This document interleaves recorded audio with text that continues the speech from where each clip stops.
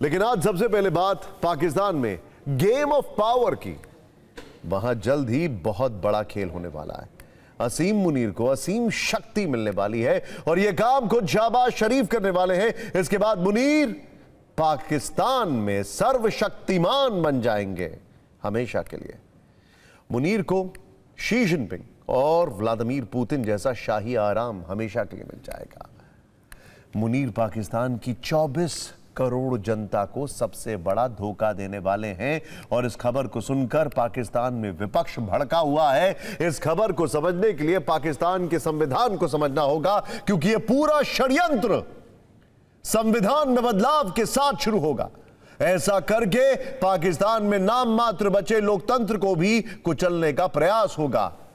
फिर मुनीर के लिए शहबाज शरीफ पर कठपुतली पीएम होने की फाइनल ठप्पा लग जाएगा।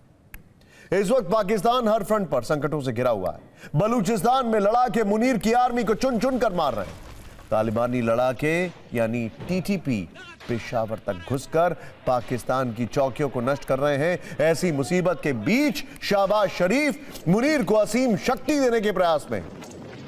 शहबाज शरीफ यह विचार कर रहे हैं कि कैसे भी करके कानूनी रूप से मुनीर की शक्ति का विस्तार हो। दरअसल शहबाज सरकार 27वां संविधान संशोधन पेश करने की तैयारी कर रही है। इसका प्रमुख उद्देश्य है असीम मुनीर की शक्ति को बढ़ाना। सेना प्रमुख मुनीर आधिकारिक रूप से 28 नवंबर 2025 को रिटायर होने वाले थे मैं जानबूझ के कह रहा हूं, क्योंकि शायद अब ऐसा होगा नहीं जो हालात दिखाई दे रहे हैं। पाकिस्तान सरकार संविधान के अनुच्छेद 243 में बदलाव की तैयारी कर रही है। अनुच्छेद 243 पाकिस्तान के संविधान का वो हिस्सा है जो सेना की कमान और नियुक्ति से जुड़ा हुआ है। इसके तहत राष्ट्रपति प्रधानमंत्री की सलाह से सेना के प्रमुखों की नियुक्ति करते हैं। अब प्रस्ताव है कि इसमें बदलाव कर फील्ड मार्शल के पद को संवैधानिक दर्जा दिया जाए। शहबाज शरीफ ने मुनीर को फील्ड मार्शल की उपाधि दी है, लेकिन यह पद संविधान में मौजूद ही नहीं है। इसीलिए सरकार इसे संवैधानिक कवच देना चाहती है। विशेषज्ञों का मानना है कि असल मकसद सेना प्रमुख की सेवा अवधि को संवैधानिक सुरक्षा देना है। आशंका यह भी जताई जा रही है कि संशोधन से सेना प्रमुख की नौकरी की अवधि 5 साल तक स्थायी की जा सकती है। पाकिस्तान में यह कारनामा इससे पहले जनरल जियाउल हक और जनरल परवेज मुशर्रफ ने भी किया था, और आपको याद होगा उन दोनों का क्या अंजाम हुआ था। सोचिए, अगर शहबाज शरीफ अपने इस उद्देश्य में कामयाब हो जाते हैं तो पाकिस्तान में क्या होगा। पाकिस्तान में हमेशा के लिए लोकतंत्र लॉकआउट हो जाएगा। आतंकी मुख्य अतिथि बनकर पाकिस्तान के शहरों में घूमेंगे, रैलियां निकालेंगे। आतंकी हाफिज मसूद सत्ता को अपनी विशेष सलाह देंगे। सेना को पाकिस्तान को लूटने का आधिकारिक लाइसेंस मिल जाएगा। पाकिस्तान की सरकार भी आतंकियों के हित वाली ही योजनाएं बनाएगी, और यह सब देखकर फील्ड मार्शल कहेंगे मुनीर खुश हुआ। वैसे भी मुनीर का इरादा लंबे समय तक फील्ड मार्शल की कुर्सी पर बैठे रहने का है। वो सेना के सुप्रीम कमांडर बनकर पाकिस्तान पर राज करने का सपना देख रहे हैं। शहबाज सरकार की इस तैयारी को लेकर पाकिस्तान में बवाल मचा हुआ है। क्या पाकिस्तान फिर से सैन्य शासन की ओर लौट रहा है, या फिर पाकिस्तान में मुनीर के लिए सत्ता पलट, वो भी संविधान के नाम पर होने वाला है? क्योंकि अगर 27वां संशोधन पारित हो जाता है तो यह पाकिस्तान के इतिहास में एक और martial law without the name होगा, यानी संविधान के भीतर सेना को सर्वोच्च बना देने वाला लोकतंत्र बन जाएगा पाकिस्तान। वैसे आपको बता दें कि इस प्रस्ताव में कई और भी योजनाएं शामिल हैं, जिसका मकसद प्रमुख शक्तियों का केंद्रीकरण है। कहा जा रहा है कि शहबाज सरकार राष्ट्रीय वित्त आयोग पुरस्कार में प्रांतीय हिस्से को दिए गए संवैधानिक संरक्षण को हटाना चाहती है। यह प्रावधान प्रांतों को संघीय राजस्व में न्यूनतम हिस्सेदारी की गारंटी देता है। इसके अलावा अनुच्छेद 191 ए को समाप्त करने और एक संवैधानिक न्यायालय का या सर्वोच्च संवैधानिक न्यायालय की स्थापना के लिए एक नया अनुच्छेद लागू करने की भी बात है। खैर, अब बात भारत की त्रिशूल शक्ति से बेहाल पाकिस्तानी सेना की करते हैं।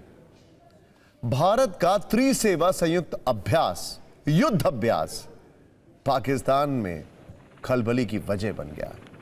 भारत की थल सेना, नौसेना और वायुसेना ऐसे समय में अभ्यास कर रही है जब पाकिस्तान में अफगानिस्तान के लगातार हमले हो रहे हैं, जब अफगानिस्तान की सेना मुनीर के सैनिकों को चुन चुन कर मार रही है। भारत ने समुद्री सीमाओं पर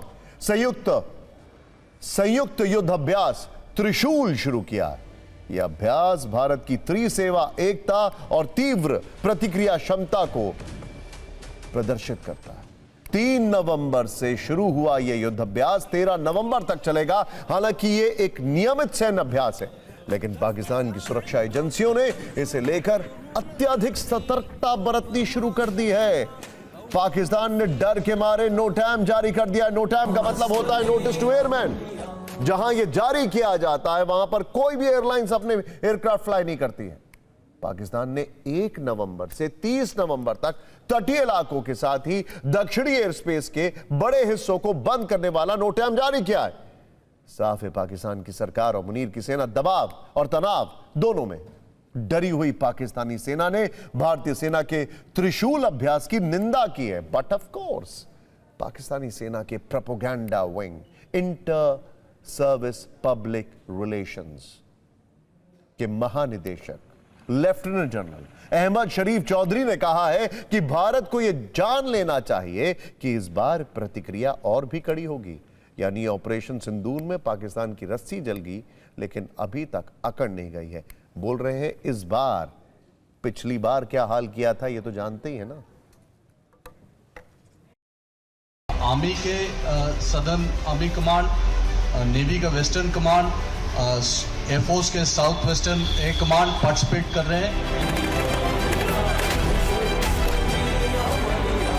और उसमें हमारा मेन उद्देश्य यह है कि how to enhance this synergy between all the maritime forces as well as inter-services.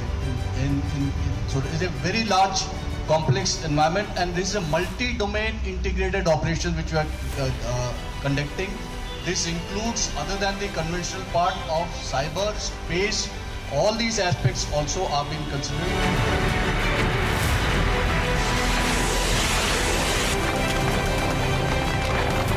In Navy में कम से कम 20 से 25 शिप्स पार्टिसिपेट कर रहे हैं। उसी हिसाब से एयरफोर्स के भी लार्जर नंबर 40 से plus fighter aircraft and other support aircraft are participating.